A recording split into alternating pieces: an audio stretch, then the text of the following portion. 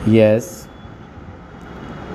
दंड प्रक्रिया संहिता 1973 धारा 227, 239 एवं 245 उन्मोचन अभियुक्त प्रत्युरदाता के विरुद्ध अभिकथन यह कि उन्होंने आय के ज्ञात स्रोतों के अनुपात में संपत्ति अर्जित की थी। विशेष न्यायाधीश ने सभी अभियुक्तों को उन्मोचित कर दिया। उच्च न्यायालय ने उन्मोचन आदेश की अभिपुष्टि कर दी। विशेष न्यायाधीश द्वारा पारित उन्मोचन आदेश की विधि मान्यता, जिसकी अभिपुष्टि उच्च न्यायालय द्वारा की गई थी।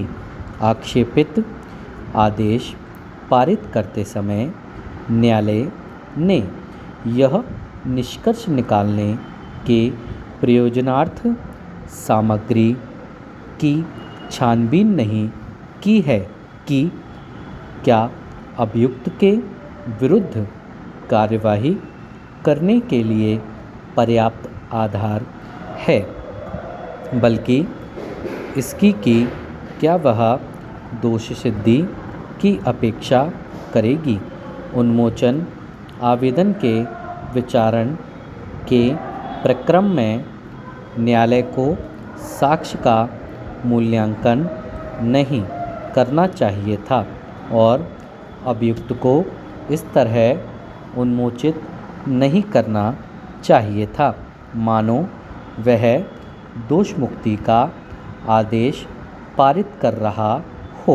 आक्षेपित आदेश घोर त्रुटियों से ग्रस्त और वह सुधार की अपेक्षा करता है। न्यायालय विधि के अनुसार जीवित रह गए प्रत्युरदातागण के विरुद्ध आरोप के प्रक्रम से विचारण की कार्यवाही करेगा। आक्षेपित उन्मोचन आदेश अपास्त। Stop para.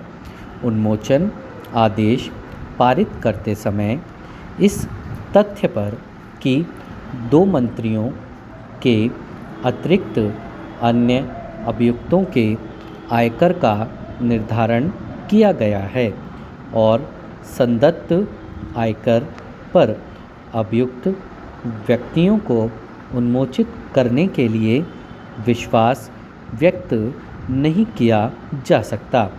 विशिष्ट रूप से अभियोजन द्वारा किए गए इस अभिकथन की दृष्टि में कि ऐसी व्यापक संपत्ति एकत्रित करने की कोई पृथक आय नहीं थी। आयकर निर्धारिती के नाम से संपत्ति स्वयं में यह अवधारित करने का आधार नहीं हो सकता कि यह वास्तव में निर्धारिती से ही संबंधित है। यदि इस प्रस्तावना को स्वीकार किया जाता है तो यह हानिकारक परिणामों को ही अग्रसर करेगा।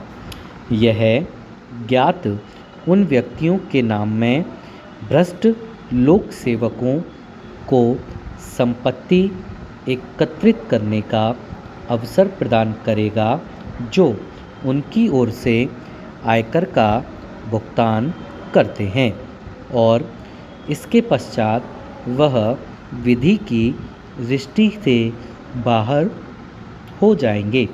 आक्षेपित आदेश पारित करते समय न्यायालय ने यह निष्कर्ष निकालने के प्रयोजनार्थ सामग्री की जांच पड़ताल नहीं की है कि क्या अभियुक्त के विरुद्ध कार्यवाही करने का पर्याप्त आधार है या नहीं, बल्कि इसकी जांच पड़ताल की है कि क्या वह दोष सिद्धि को अधिकृत करेगा।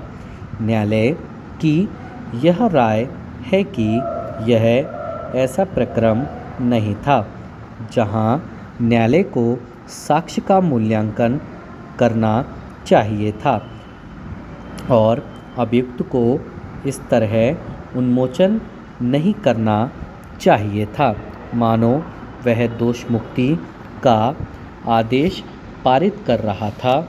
अग्रतर अन्वेषण में ही कमी उन्मोचन का आधार नहीं हो सकता। आक्षेपित आदेश गंभीर त्रुटि से ग्रस्त हैं और वह सुधार की अपेक्षा करता है। स्टॉप।